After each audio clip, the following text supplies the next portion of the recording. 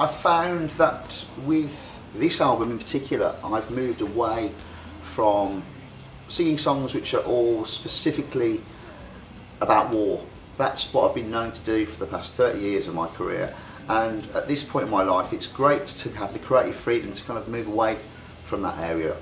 A lot of the songs on this album are about relevant issues in the world around us.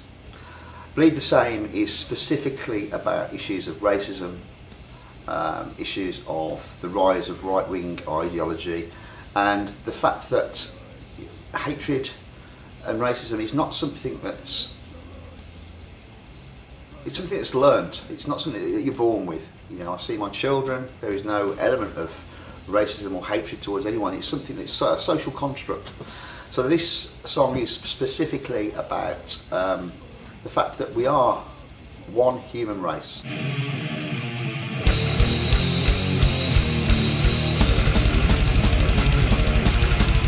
this song was one of the first songs that we wrote for the new album.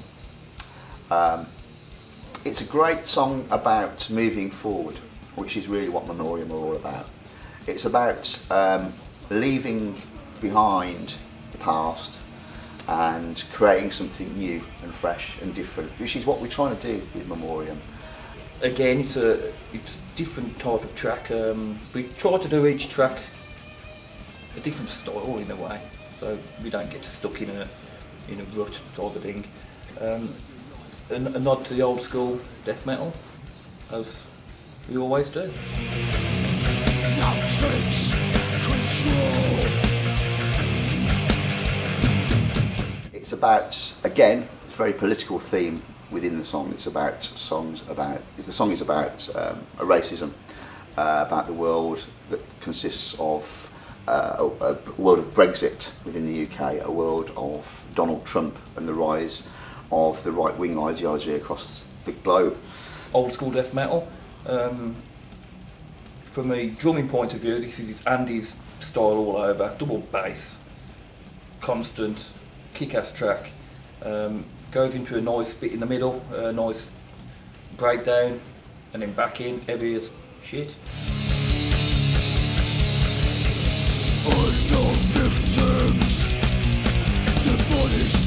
In the middle of the track, it sort of goes off into a different path. That was Andy's idea as well, which we put into the song later.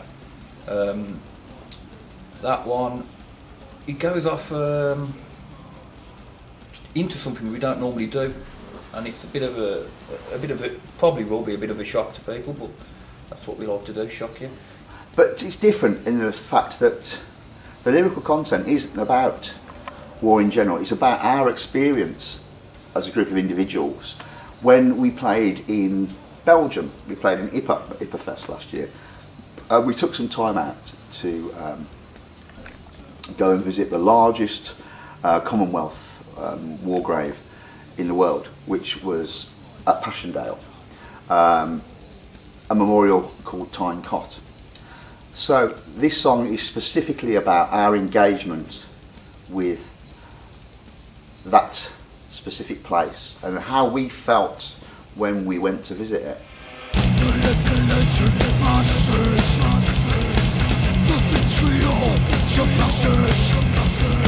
So moving on to song number 9, which is the final track on the album, which is a great place to leave the album, moving forward for the band.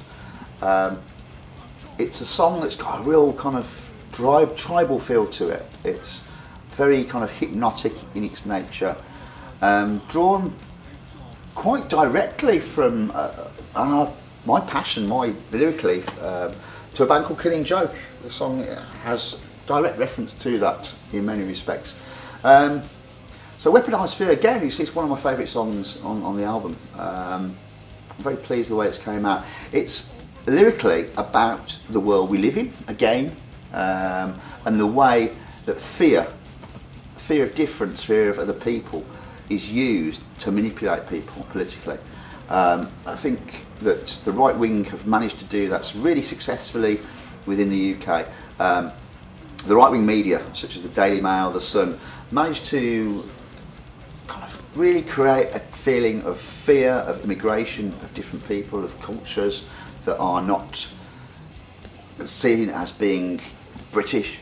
And with that, they use that to convince the people to vote for Brexit, which has left the UK in a position where we are no longer the United Kingdom. We are a very much divided nation, with 50% people wanting to stay in Europe, 50% wanting to leave Europe, which has formed a lot of polarised ideology and a lot of backlash from that. There seems to be a large rise, there's a rise in hate crime within the UK, and the right wing seem to have a platform to spout their versions of hatred.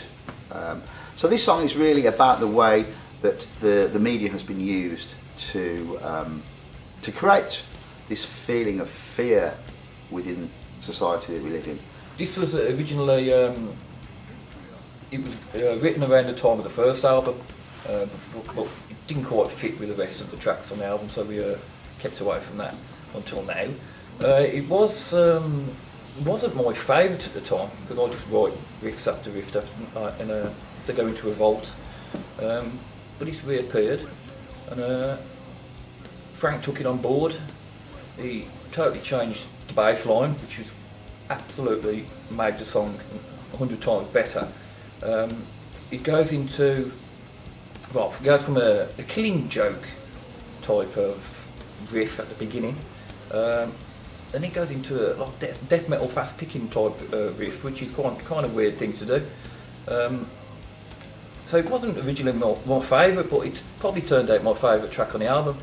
And the ending of it as well, a really good ending for the album.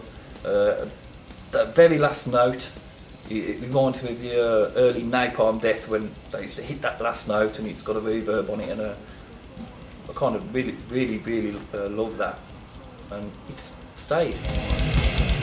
Fear controls the mind. Fear